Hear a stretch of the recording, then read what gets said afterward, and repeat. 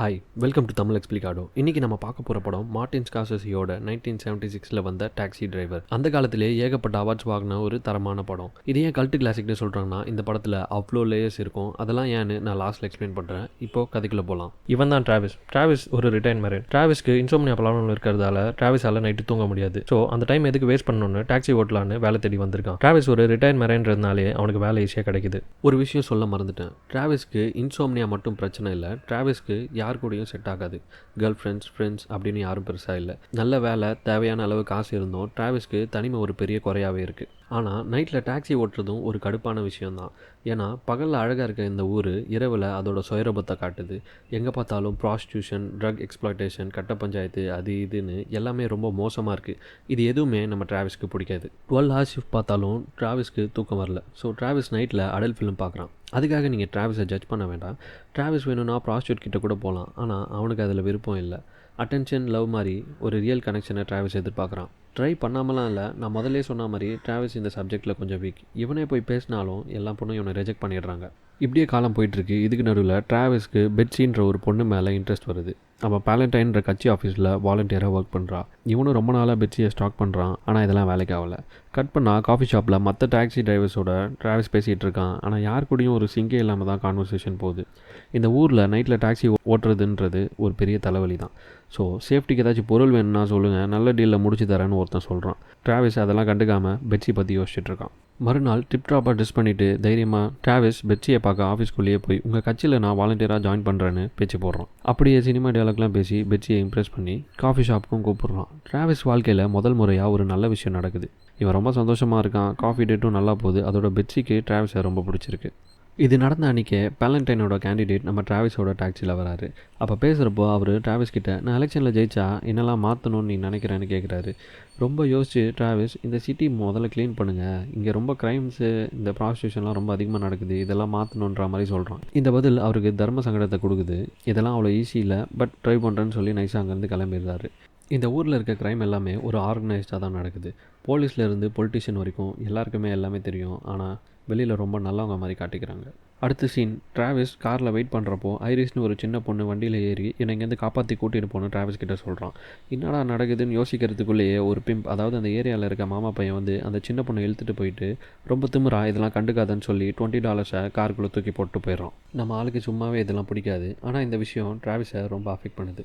Cut பண்ணால் மறுநாள் second டேட்டுக்கு பெட்ஸியோட போகிறான்.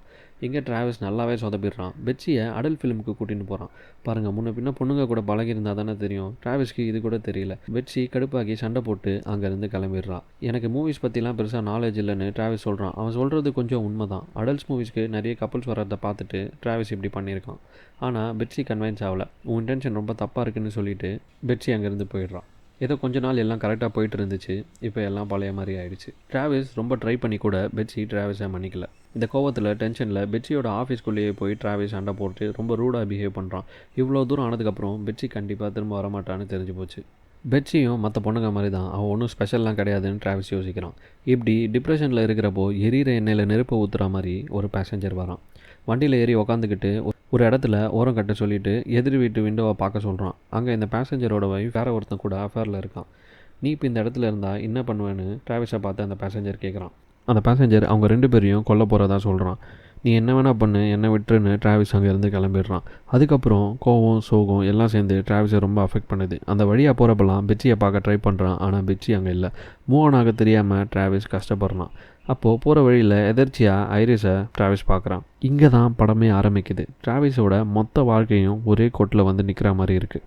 இவ்வளோ நாள் நடந்த எல்லா விஷயமும் டிராவிஸோட வாழ்க்கையை மாற்ற போகிறதா அவன் நினைக்கிறான். லைஃப்பில் நிறைய பார்த்துட்டேன், ஆனால் இந்த தனிமை மட்டும் என்னை விட்டு போகவே இல்லைன்னு டிராவிஸ் ஃபீல் பண்ணுறான். இப்போ நெக்ஸ்ட் சீன், டிராவிஸ் ஒரு கன் டீலரை பார்த்து நிறைய கன்ஸ் வாங்கிட்டு இருக்கான். இதுக்கப்புறம் எல்லாத்தையும் கண்ட்ரோலில் எடுக்க போகிறதா டிராவிஸ் முடிவு பண்ணுறான். இது ஒரு சூசைட் மிஷன். இன்னிலேருந்து டெய்லி எக்ஸசைஸ் பண்ணிவிட்டு ஹெல்த்தி ஃபுட் மட்டும் சாப்பிட்டு லைஃப்பை ரொம்ப ஃபோக்கஸ்டாக மாற்ற போகிறதா டிராவிஸ் சொல்கிறான். அதோட ஷூட்டிங் ப்ராக்டிஸும் பண்ணுறான். இங்கே பாருங்கள், அடல்ட் மூவி பார்க்குறப்ப கூட ஷூட்டிங் பற்றி யோசிக்கிறான். சரி, கன்னை வச்சு டிராவிஸ் என்ன பண்ண போகிறான்? பெட்ஸி கேம்பெயின் பண்ணுற பாலஸ்டைன் கேண்டிடேட் தான் டிராவிஸோட அடுத்த டார்கெட். நல்லவ மாதிரி இந்த பொலிட்டிஷியன் நடித்து இந்த ஊரை இப்படி கேவலமாக மாற்றினது போதுன்னு பிரசிடென்ட் கேண்டிடேட்டை கொல்ல டிராவிஸ் முடிவு பண்ணுறான். ஸ்கெட்ச் எல்லாம் போட்டு வச்சு கரெக்டான டைமுக்கு டிராவிஸ் வெயிட் பண்ணுறப்போ அப்போ எதாச்சும் ஒரு கடையில் ஒரு ராபரி நடக்குது. அப்போ கொஞ்சம் கூட யோசிக்காமல் டிராவிஸ் அவனோட கன் எடுத்து அவனோட ஃபஸ்ட்டு கொலையை செய்கிறான். டிராவிஸ் கிட்ட லைசன்ஸ் இல்லை, அதனால ஷாப் ஓனர் தம்பி நான் பார்த்துக்கிறேன் நீ போன்னு டிராவிஸ் அங்கேருந்து காப்பாற்றி அனுப்பிடுறாரு. இதுக்கப்புறம் டிராவிஸோட அக்ரெஷன் நாளுக்கு நாள் அதிகமாகுது. லவ் மூவி பார்த்து டென்ஷன் ஆகி டிவியெல்லாம் உடைக்கிறான் பாருங்கள். சரி, இப்படியே இருந்தால் வேலைக்கு ஆகாதுன்னு யோசிக்கிற டிராவிஸ் அடுத்து ஐரிஸை காப்பாற்றலான்னு முடிவுக்கு வரான். இப்போ டிராவிஸ் அந்த பெம்பு கிட்ட போய் சின்ன பொண்ணு வேணும்னு பேசி ஐரிஸை ரூமுக்கு கூட்டிகிட்டு போகிறான். ஐரிஸ்க்கு வெறும் 12 வயசு தான் ஆகுது. ஆனால் எவ்வளோ சொன்னாலும் ஐரிஸ்க்கு இங்கேருந்து வரதில்லை, விருப்பம் இல்லை. என்னை யாரும் இங்கே பிடிச்சி வைக்கல, இங்கே நீ டைம் வேஸ்ட் பண்ணாதன்னு ஐரிஸ் சொல்கிறான். ஆனால் உண்மை என்னன்னா இதை விட்டு எங்கே போகிறதுன்னு கூட ஐரிஸ்க்கு தெரியல. அதனால தான் அவன் இப்படி பேசுகிறான். இப்போ உனக்கு இதெல்லாம் புரியாது. ஒரு 10 வருஷம்க்கு அப்புறம் உன் வயசு பசங்களாம் நல்லா படித்து நல்ல வேலை குடும்பம் குட்டின்னு சந்தோஷமாக இருப்பாங்க. ஆனால் நீ எங்கே இருப்பேன்னு யோசிச்சுப்பாரு. ஒழுங்கா நான் உன் அப்பா அம்மா கிட்ட அனுப்புறதுக்கு ஹெல்ப் பண்ணுறேன்னு ஐரிஸை டிராவிஸ் கன்வின்ஸ் பண்ணுறான். டிராவிஸோட பிளான் ரொம்ப சிம்பிள். ஒன்று பிரசிடென்ட் கேண்டிடேட்டை கொல்றது, இன்னொன்று ஐரிஸை காப்பாற்றுறது. இப்போ ஃபர்ஸ்ட் ஸ்கெட்ச் பிரசிடென்ட் கேண்டிடேட்டை கொல்றது அவ்வளோ ஈஸி இல்லை. ஸோ பிளான் செம்மையாக சொதப்புது. ஜஸ்ட் மிஸ்ஸில் டிராவிஸ் அங்கேருந்து தப்பிச்சிடுறான். டிராவிஸ்க்கு இது ஒரு பெரிய அடி. டிராவிஸால் ஸ்கெட்ச் மிஸ் ஆனதை ஏற்றுக்க முடியல. சைக்கோத்தனமாக ரூமில் கத்திட்டு இருக்கான். இங்கே பேரலாக ஐரிஸை அந்த பிம்பு லவ் பண்ணுறதா சொல்லி ஏமாற்றி ஒரு ட்ராப் பண்ணி அவளை எங்கேயும் போக விடாமல் வச்சுட்டு இருக்கான். டிராவிஸால் இதுக்கு மேலே பொறுமையாக இருக்க முடியல. ஏன்னா ஃபஸ்ட்டு பிளானும் சொதப்பிடுச்சு, இப்போ ஐரிஸையும் காணும். பொறுமையாக இழந்த டிராவிஸ் இறங்கி அடிக்கிறதுன்னு முடிவு பண்ணுறான். நேராக அந்த இடத்துக்கு போய் ஐரிஸ் எங்கன்னு பிம்பு கிட்ட கேட்குறான். அவன் அப்படிங்க யாரும் இல்லைன்னு சொன்ன அடுத்த செகண்டே புல்லட்டை அந்த பிம்பு உடம்புல இறக்குறான். அடுத்து இன்னொருத்தன் வரான். அவனையும் சுட்டுட்டு உள்ளுக்குள்ளே ஒருத்தராக கொல்லலான்ட்டு டிராவிஸ் உள்ளே போகிறான்.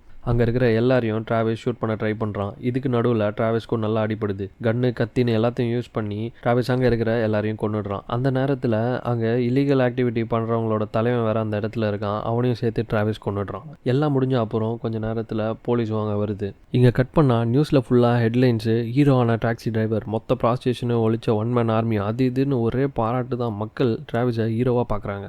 ஐரிஸோட அப்பா அம்மா வேற நடந்த எல்லாத்துக்கும் தேங்க்ஸ் சொல்லி லெட்டர் போட்டிருக்காங்க. இப்போ கொஞ்ச நாளில் டிராவிஸ் ரெக்கவர் ஆகி திரும்ப டாக்ஸி ஓட்டுறதை கண்டினியூ பண்ணுறான். அப்போ பேசஞ்சராக நம்ம பெட்ஸி டிராவிஸை தேடி வரான். ஆனால் ஒரு வாட்டி பட்டதே போதும்னு பெட்ஸியை இக்னோர் பண்ணிட்டு கிளம்புறான். அப்போ போகிற வழியில் ஏதோ ஒரு சத்தம் கேட்குது. டிராவிஸ் திரும்பி பார்க்குறான். அதாவது அடுத்த மிஷனுக்கு டிராவிஸ் ரெடி ஆகிற மாதிரி இங்கே டாக்ஸி டிரைவர் படத்தை முடிக்கிறாங்க. இப்போது படத்தோட டீகோடிங்குள்ளே போகலாம். டிராவிஸ் மாதிரி ஒருத்தனை யாருக்கு தான் பிடிக்காது? உண்மையான ஹீரோ டிராவிஸ் தான் கூட உங்களுக்குலாம் தோணியிருக்கும். ஆனால் இந்த படத்தோட டைரக்டர் இதை ஒரு ஓப்பன் ஹெண்டட் மூவியாக கொடுத்துருக்காரு. டிராவிஸ் உண்மையிலேயே நல்லவன் தானா? படம் ஃபுல்லாக டிராவிஸோட வாய்ஸ் ஓவர்லேயே நடக்கிறதால ஸோ அவன் மனசில் நினைக்கிறதெல்லாம் நம்மக்கிட்ட பேசுகிறப்போ டிராவிஸ் நல்லவன் மாதிரி தான் நமக்கு தெரியும். ஆனால் கொஞ்சம் வெளியில் இருந்து நம்ம டிராவிஸை பார்க்குறப்போ அவன் சொல்கிறது ஒன்று செய்கிறது ஒன்றா இருக்குது. சிட்டியை க்ளீன் பண்ணணும்னு சொல்லிட்டு டிராவிஸே சில சப்ஸ்டன்ஸ் யூஸ் பண்ணுறான். அதுக்கப்புறம் அதுலேருந்து வெளியே வர ட்ரை பண்ணுறான். அது நல்ல விஷயம் தான். ஆனால் நோட் பண்ணிங்கன்னா டிராவிஸ்க்கு பிளாக் பீப்புளை பார்த்தாலே பிடிக்காது. டிராவிஸ் ஒரு ரேசிஸ்ட். இதனாலேயே இந்த படத்துக்கு நிறைய கிரிட்டிசிசம் வந்துச்சு. இங்கே தான் நம்ம ஸ்கார்செஸி அவரோட புத்திசாலித்தனத்தை காட்டியிருப்பார். கிளைமேக்ஸில் டிராவிஸ் ப்ராஸ்டியூஷனுக்கு எதிராக ஷூட் அவுட் பண்ணதால் இவனை ஹீரோவாக பார்த்த இந்த சொசைட்டி இதே டிராவிஸ் அதுக்கு முன்னாடி பிரசிடென்ட் கேண்டிடேட்டை கொண்டு இருந்தால் இப்படி ஹீரோவாக தூக்கி வச்சு கொண்டாடி இருப்பாங்களா? கண்டிப்பாக உள்ளே வச்சு பொழந்திருப்பாங்க. இதுதான் இந்த படத்தோட ஒரு சிறப்பம்சமே. சுற்றி இருக்கிற சிச்சுவேஷன் தான் ஒருத்தனை ஹீரோவாவோ இல்லை கிரிமினலாவோ மாற்றுதுன்னு இந்த இடத்துல காட்டியிருப்பாங்க. டிராவிஸ் ஃபர்ஸ்ட் அட்டெம்ப்ட்ல பிரசிடென்ட் கேண்டிடேட்டை கொண்டு இருந்தால் கிரிமினல் ஆகியிருப்பான். அது மிஸ் ஆனதால தான் இப்போ ஊரே அவனை ஹீரோன்னு சொல்லுது. இப்போ நீங்கள் சொல்லுங்கள், டிராவிஸ் ஹீரோவா இல்லை கிரிமினலா? தெரியாதவங்களுக்கு சொல்கிறேன், மாலா இது தாண்டி சினிமான்ற இந்த மீம் நீங்கள் நிறைய பேர் பார்த்துருப்பீங்க. இவர் தான் இந்த படத்தோட டைரக்டர் மார்ட்டின் ஸ்கார்செஸி. அப்போது மிக்ஸ்டு ரிவ்யூஸ்லாம் வந்தாலும் 50 வருஷம் கழிச்சு இந்த படத்தை பற்றி நம்ம பேசிகிட்டு இருக்கோம்னா அதிலே தெரிஞ்சிருக்கும் இந்த படத்தை பற்றி. நெக்ஸ்ட் என்னோட ஃபேவரட் மூவியான ஃபைட் கிளப் மூவியோட எக்ஸ்ப்ளனேஷன் தான் போட போகிறேன். ஸோ மிஸ் பண்ணாமல் இருக்க தமிழ் எக்ஸ்பிளிகாடோன்ற நம்ம சேனலை சப்ஸ்கிரைப் பண்ணி பெல் அமைக்கி ஆளில் போட்டுக்கோங்க. அப்போ தான் நான் போஸ்ட் பண்ணுற அடுத்த வீடியோக்கு உங்களுக்கு நோட்டிஃபிகேஷன் வரும். மீண்டும் சூப்பரான வீடியோவில் பார்க்கலாம். அன்டில் தென் பாய்.